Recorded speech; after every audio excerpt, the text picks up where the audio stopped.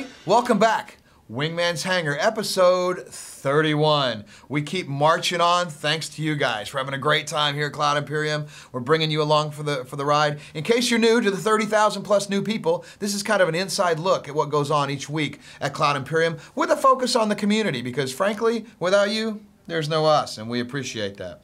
So coming up today, we got the Week in Review. We have forum feedback with lead designer Rob Irving. We have Wide World News with our special guest reader, Michael Moreland.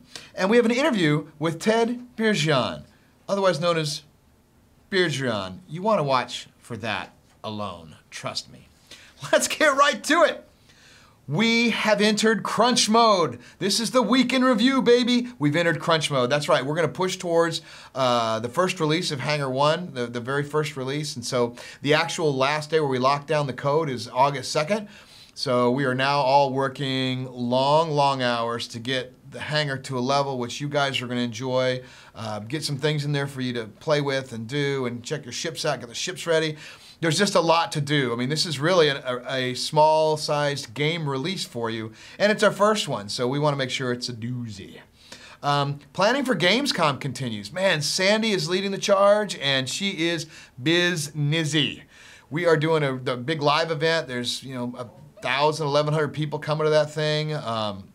It's going to be a really exciting time. Chris is going to reveal the Hangar. It's going to be ready for download at that point. I think you guys are going to really like that. There's a lot of machinations going on behind the scenes. And if you want to support that thing and the party, get you a trophy for your Hangar. There's the Gamescom trophy you can purchase for a couple bucks. That'll help defray the costs of the event.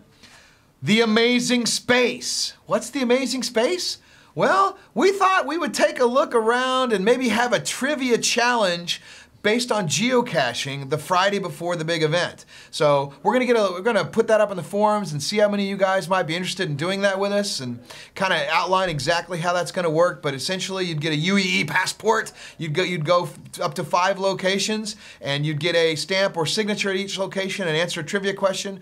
And at the end, we put all the people that survived the Amazing Space into a hopper at the 5th location, which might just be a beer garden, and we will draw for the winner. What are you gonna win?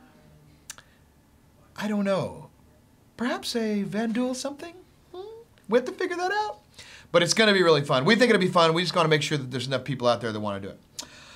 Today, Jump Point comes out. That's right, for the subscribers, the new edition of Jump Point comes out. It's a massive amount of images and text. I know you guys really enjoy seeing that. I mean, we honestly like seeing it too. David Ladyman, which we're gonna have on this show at some point in the future coming up, is brilliant at doing that. And our little 6 to 8 pages ends up being about 40 to 50 every month. And we love doing it. We don't like doing anything half measure. And obviously, you guys seem to like it too. If you want to get to see all the jump points, well, you need to become a subscriber.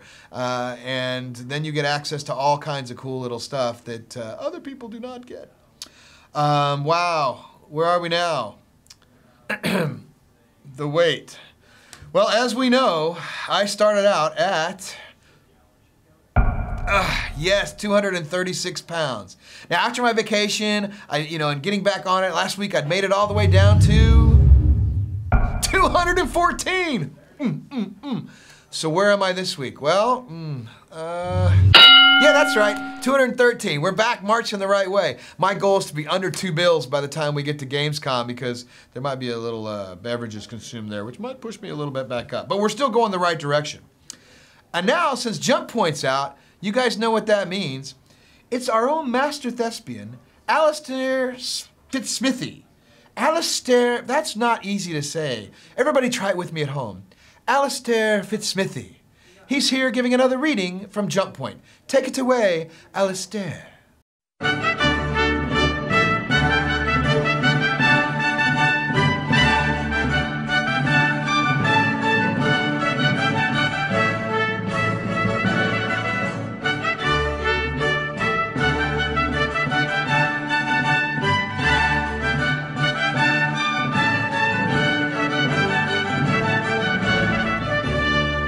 Good afternoon, or depending on your worldview, good evening, good morning.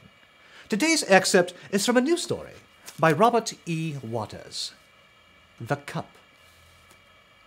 Hypatia Daring loved her Origin M50 Turbo more than life. It was banged up, scratched, red and white paint slopped all over. But the plant was sound, the thrusters new and top-notch.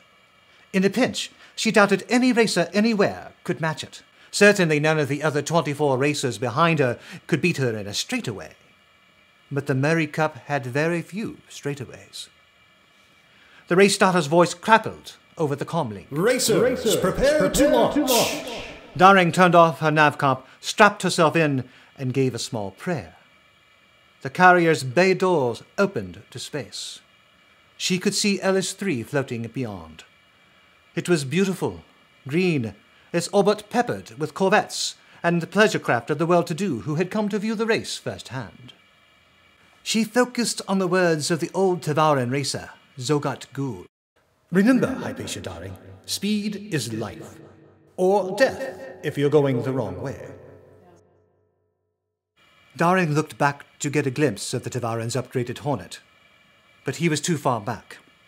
Vikande Remisk's M50 was too close to her. By rule, there was a specified distance between racers at the start.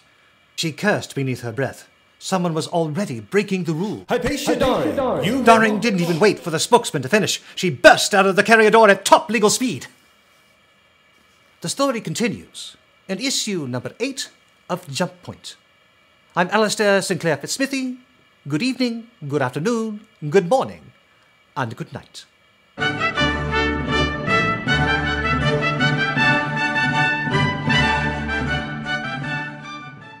Man, he gets better and better every time. I love those readings. I'm impressed. So you know what time it is? What time is it? It's time for... Forum feedback. Wow. The voice of the forum feedback. You know, you had something you wanted to say before we get started. I was thinking. We're reading the forum feedback. So now we need to do some forum feedback. Feedback. Okay, yep. What do we got to do? So we may have slightly misinterpreted a question last week. No. It happens sometimes, I guess. It does. But we were talking about players teleporting into ships, you know, being able to man guns, drop in man guns, right? That's right. And there is a lot of concern out in the community that may lead to some cheating. Right, okay. So we just want to reassure everyone that we really are thinking about that. That's not off our radar. We understand that there are possible cheats there, possible advantages there. Exploits. We will make sure there are rules for that. We don't know the rules yet, so we can't really answer them. But that was the question. So we that's are clarifying aware. the Yes. question. Okay, yes. good. Well, so there you go. We read the feedback about the feedback. And we give feedback to that feedback. And we give feedback to the feedback. We certainly like the feed. Anyway, let's get right to the question, shall we? Yeah, no carbs, right. From Tom, he says, can you explain a little about fuel efficiency? How far will specific ships be able to fly or travel without refueling? Will ships be able to carry fuel for other ships? That's a lot of questions. It is, but... So, question number 1. Fuel efficiency, easier for me to say, is based essentially on what thruster you're carrying. Okay. Now, there's a lot more detail than that, but we can't give it all out yet. Stats are going to start coming out soonish. So you'll We've understand. got to balance those. It's going to be balanced. There will, yes. There's going to be a lot of balancing to do over the years. And they'll help us with that. They will definitely help us with that. As far as how far you can go, we're still working out exactly how far any ship can travel on a tank of fuel. But yes, you can refuel in space. So if you've got your tanker out there and you've got the right attachments to it, you can just pull right up. Or maybe grab like some fuel. There you go. What about a belly tank like World War II, where you have the P-51 belly tank? Okay, there you go. So fuel's a commodity. Probably need to be transported as well. There'll be missions for that. So of course. All right, great. Good answer. From Wild Thing, he says, will crew in your ship be able to be killed via explosions or ship damage? For example, if a crew member is operating a turret and that turret gets taken out, will that injure or kill the crew member as well? Additionally, will there be internal explosions, such as ammunition explosions in the missile room of the Idris, that affect crew vitality? Well, I would think so. I mean, if you're on a ship, you're at risk, right? Yeah. You're just flying it. So if your turret explodes, and you're in there, it's gonna hurt. It's gonna hurt. So yes, that was a short answer, and a good one too. Internal explosions we don't know about. That one. Oh, that's a really good sure. point. Right, Yeah. right. Internal explosions, ammunition explosions. I mean, that would be kind of cool. I mean, it's kind of like you're envisioning the battleship where the torpedo hits the ammunition room and then the whole thing just kind of explodes all the way down and sinks. or just sinks. Not sure how we sink in space, but okay. Maybe. I don't know. Well, let's get to the next question then. From Oryx 1, how will equipment durability work in Star Citizen? So equipment does wear out. We've already talked about this a lot of times. Over time, with a lot of use, especially if you're overclocking and you're doing it poorly, equipment wears out, and you'll see some effects as far as its functionality from the wear, and then you'll also see that over time you're going to have to replace parts. Right. Do you think? Would you get some sort of warning, or you'd notice that the lasers are getting less effective? Your ship will tell you. Your ship will tell you? Yes. It's like, Hal, you really need new lasers, Hal. I'm tired of these crappy lasers. I can't even dent aluminum. Maybe Sorry, not quite like my that. apologies. Yeah, maybe not exactly. It won't be Hal. It'll then. be closer to It'll that. be closer. It'll be actually much more talent involved in that, probably. Yeah. Especially if it's Nathan Fillion. You guys need to bang his Twitter. From Amricon, he says, how will colonizing other planets work? Wow, big question and Yeah. a very small number of words. So we talked about this a little in the economy doc. It's come up that, over time we're going to colonize. So what's going to happen is as the explorers in our universe go out there and find new systems and find new planets, then somebody's going to take an interest and say, let's drop a colony here. And we'll have this big in-game event that goes around that, where first you're bringing out the equipment for terraforming, and then you're bringing out equipment to build the colony It'll itself. generate missions, right? Exactly, Right. tons of missions, Yeah. and then bringing out the first colonists, and they set up shop there and start building the shops and stuff they need to live. And then, they set up mines and all that, and then more missions. Cool. And that sounds pretty fun, actually. Rinse and repeat. Yeah, rinse and repeat. And there'll be different types of planets that have Absolutely. different types of colonies, and, all that kind of stuff plays into it. So a very good question, by the way. From Amorphous Bob, will there be more than one hangar module revealed before the dogfight alpha? Like more ship customization elements, decoration, sounds, and general additional awesomeness. Heck yeah!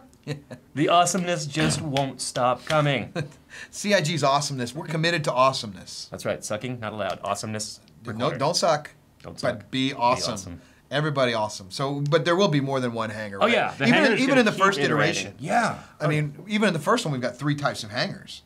So it says, will there be more than one hangar module revealed before the dogfight alpha? So yeah, I mean, We're gonna keep launching editions of it over and over and over. right. But during the first reveal, there's what? What are the There are different 3 types? hangars. There's the discount hangar, Discount hangar, the business hangar, The business and hangar. the deluxe hangar, and the deluxe hangar, which is very, very fancy indeed. which is more than one. Yeah. Awesome. Very, very cool. And we'll always be adding decorations and things to do in your hangar as you go forward. You can bling Absolutely. up. And at some point, we'll have a hangar of the week on the Wingman's Hangars show.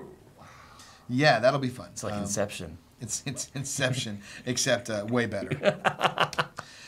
From Fillier, he says, can you give us hints about stealth gameplay? Will we be able to spy on players, fleets, and guilds? Well, I mean, spying, I don't know about spying, but as far as stealth, it's just like we were talking about the fuel efficiency. Some parts are designed to have a less of a signature. Some parts are designed to just max out their output, so they are going to show up right on the radar. So stealth isn't really about hiding and cloaking. It's about keeping your signature down. All right, okay, that makes sense. So you're sort of less noticeable by others. Now, will we handle that in the server side? Like if you're, on the if you're more stealthy or you're more, what was the word you were using just now? That is You mean your profile? your profile is lower. Will that be less chance for you to be into a PvP event because of that? I wonder. Maybe. Sorry to hit you know. with a question. I don't know. But, I mean, it sort of makes sense, doesn't it? But we'll see. I guess we'll have to figure that out. But- Maybe they just don't see you for longer, so you can sneak up. Yeah, sneak up. I like that. Okay, cool. From Emery, my question is on story elements. I've read a bunch of places that the UEE is kind of like Rome, just before the fall. I'm truly pumped about living in that world, but I wonder, will it be possible to save the UEE, to try to clean up the corruption and repel the invaders? Or will the UEE, like Rome, slowly come apart no matter what we do? You may be able to have some effect on what happens, but we're still juggling around lots of different story arcs. Believe me, we're not locked into just one answer. There's going to be a lot of stuff going on in that universe. Right, and it's not going to... Rome didn't crumble. It took, decades, centuries for Rome to actually crumble, so... we're even spread out further, so it could be a while. Rome split in 2, right? West, east. It might so, crack a little. Yeah, everybody cracks a little. From Cordis, for those of us that play primarily solo, will we be able to activate a distress call so nearby PCs or NPCs can assist? Yes. Yes, you can call for a space taxi or AAA to come out and fix your ship, or the fuel guy to come out and bring you fuel. Right, or, and that's another reason to play with friends, too, or you don't necessarily have to be playing as a group like you do in some other MMOs, but, you could have friends that have jobs, or you're in a guild, or whatever, that you can call out to in times of need for whatever that need may be. And it may be other players, it may just be random good Samaritans who come to help you, or it may be NPCs who come to help you. Yeah, I wonder if you could set, we only want good, lawful good people to come help or something like that. And that way You just say lawful good. I did say lawful good. Well, I'm a dork. Geek meter! Yeah, well, danger, Will Robinson, danger. From Jamonda, he says, will there be a stock market?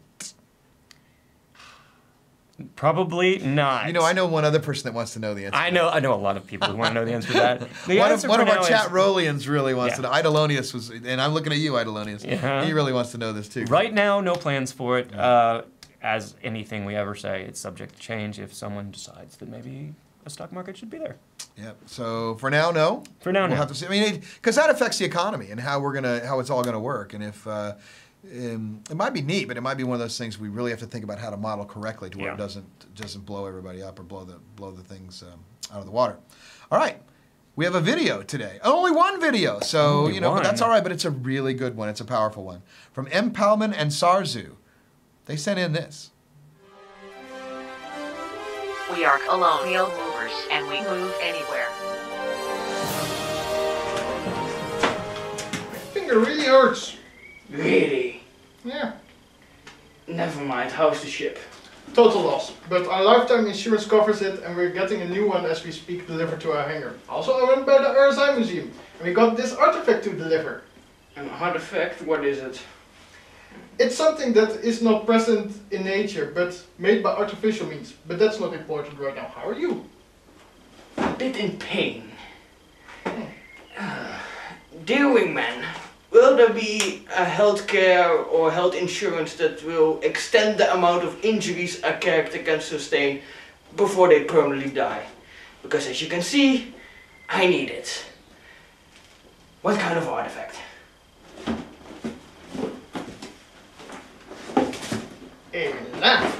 I don't get it. Put me down this instant! Sorry?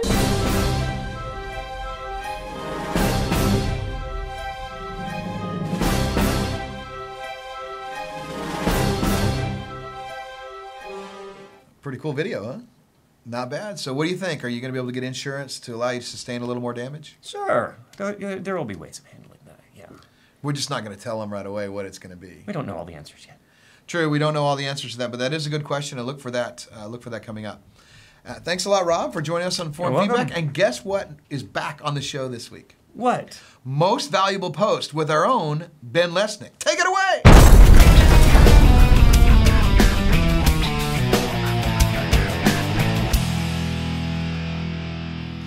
Hey everybody, Most Valuable Post is back.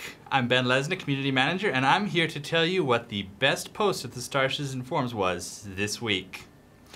This week, the award has to go to Protection for his comic, Chris Roberts has returned to save all PC gaming. You guys have to check this out. Here's the URL.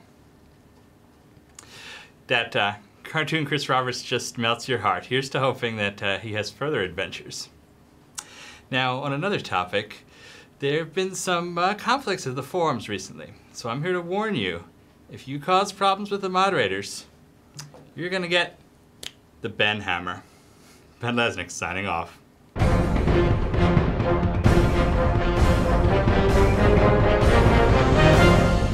Thanks, Ben. And now let's take a look back in time in This Week in Space.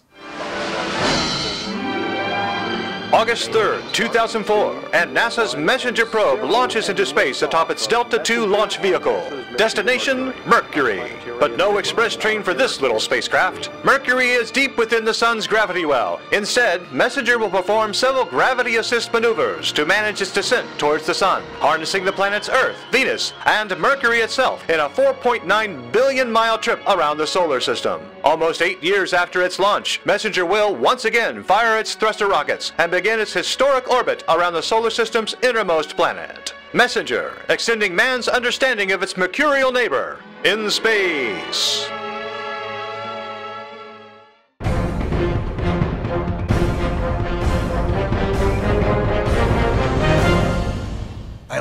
I love those segments. And now, the video you don't want to miss. Sandy Gardner interviews our own Ted Beargeon. Unbelievable.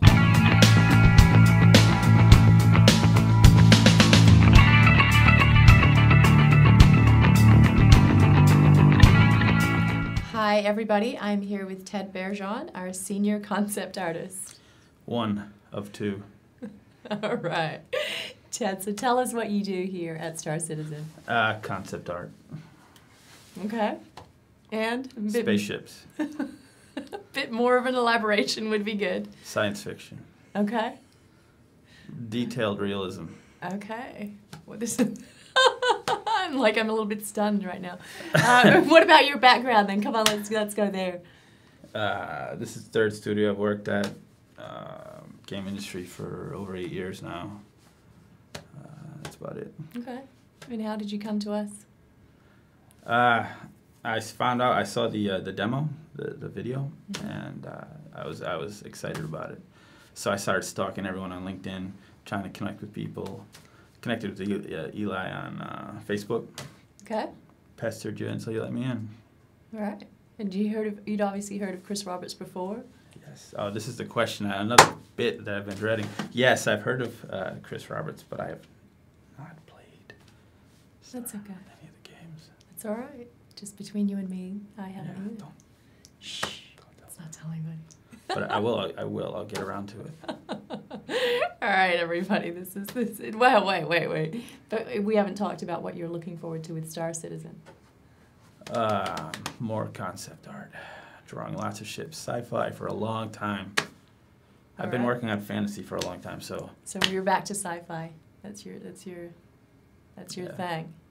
Well, yeah. I'm kind of tired of elves and stuff. So. Okay. Nothing against elves. Elves are fine. Ted Beargeon, everybody.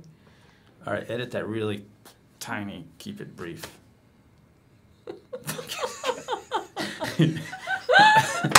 Oh God, I hate that shit.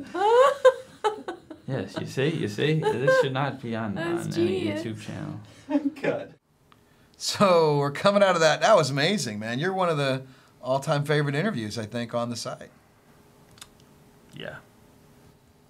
It's one of your favorite things to do is be interviewed on camera, right? It's the camera. Interviews I don't mind. Cameras I'm not thrilled about. Or microphones. Well,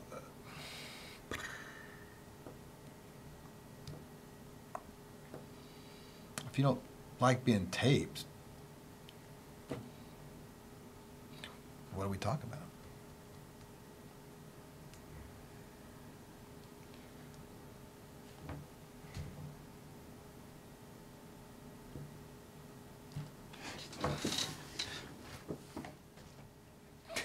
Ted Beargeon. He loves being here. There's a reason Ted's here, though. He just doesn't like the cameras. We're going to show you a little bit of his artworks and give you a reason as to why we hired Ted. As you can see right here, this is a gun he made, a game they were making when he was at Vigil. It was kind of a steampunk where you find a lot of parts and pieces, build your own BFG, and you have a big battle. I don't think it ever got greenlit. THQ obviously went up, but that doesn't mean the team wasn't talented, and certainly you can see by that Ted was as well. The second piece of artwork there is a symbol from the Warhammer game. It's a race symbol called the Vampire Counts. No, not the one from, not Count Chocula, but the one from the Warhammer, which a lot of people know and play out there. And actually, I believe Warhammer is being made up in Behavior right now, too, so 140K, I think. So. But this is, you can also, again, see the level of detail there. You see the skull. You see how beautifully done that is. This is all Ted's artwork. He is amazingly talented, even if he's not a big fan of the camera. And of course, no discussion would be complete about what Ted's doing here without a look at some of the stuff he's doing. We were struggling for a while with the Starfarer and trying to figure out exactly what we're going to do for it and how it was going to look, and he nailed it on the first try. The Space Trucker. This is Ted's rendition of the Starfarer. He is constantly making new bits and pieces concept-wise in the game. He also does 3D. We're very lucky to have Ted. I wouldn't suspect you're going to see him on camera much again in the future. I had to almost pull his teeth to get him here, but he is an unbelievably talented artist. And, you know, we could probably hide, we use his beard as a bank. We can hide plenty of the money in there. So Ted Beargeon is no longer here. He's back working on the game, which is where he wants to be, and honestly, it's better for all of us. So I want to thank Ted for kind of joining us today. Thanks a lot to Rob for his answer on forum feedback, and of course to our master thespian Alistaire Fitzsmithy, who I think gets better every time we do this. Again, thanks a lot to subscribers and pledgers. Without subscribers, we would not have a show here, which allows us to tell you kind of an inside look at what goes on each week. And coming up next week, Mike is on vacation. Where are you going, Mike? I'm going to New York City. New York City!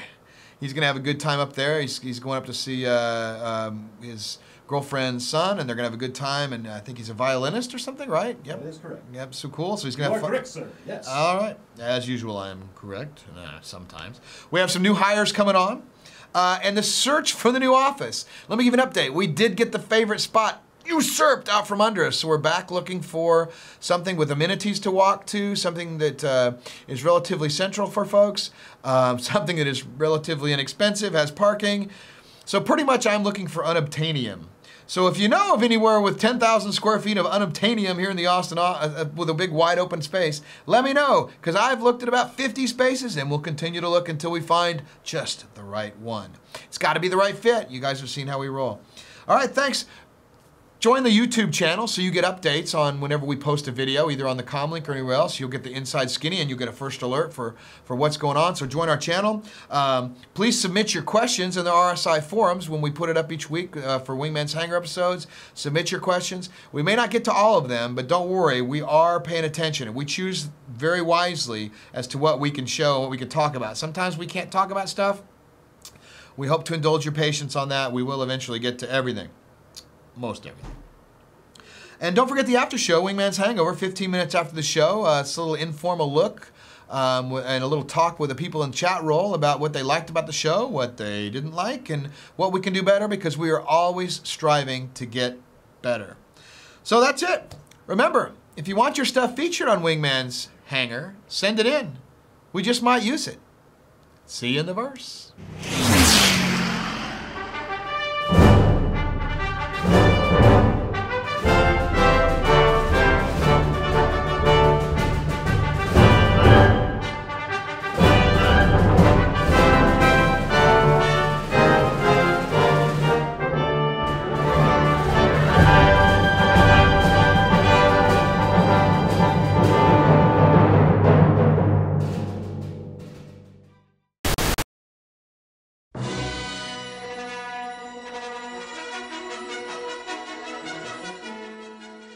Is there any record anywhere of any occurrence even vaguely similar to this? There is no record of any Federation vessel encountering anything remotely like this. Indeed.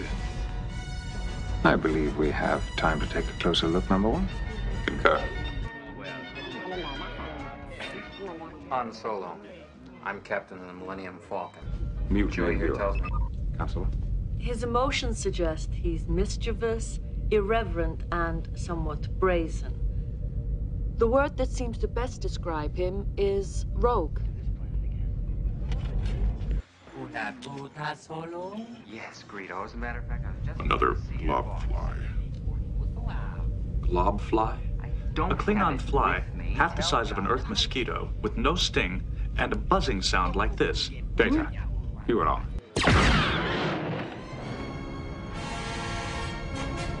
It's like a hole in space. What do your sensors indicate? Nothing, sir. Nothing. It's hardly a scientific observation, Commander. The beginning of wisdom is, I do not know. I do not know what that is, sir.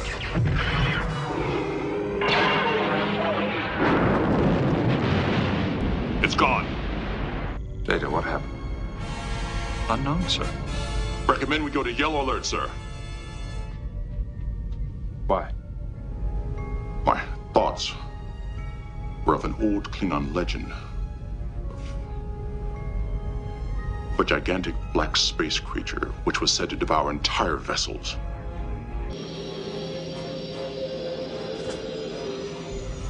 Basic early design, capable of sublight travel only. They are accelerating to warp 5. We're going to make a break for it. Standard evasive maneuver. Commander, a photon torpedo may penetrate their shield. Use the Force, Luke. Intensified scan shows their guidance system to be perfectly intact. His computer's on. Luke, He's afraid. What's wrong? We all are, Counselor.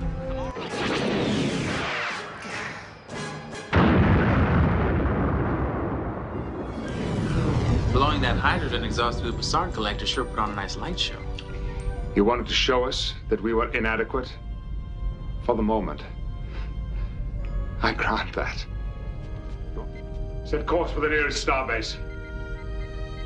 Course laid in for Starbase 83, sir. Engage.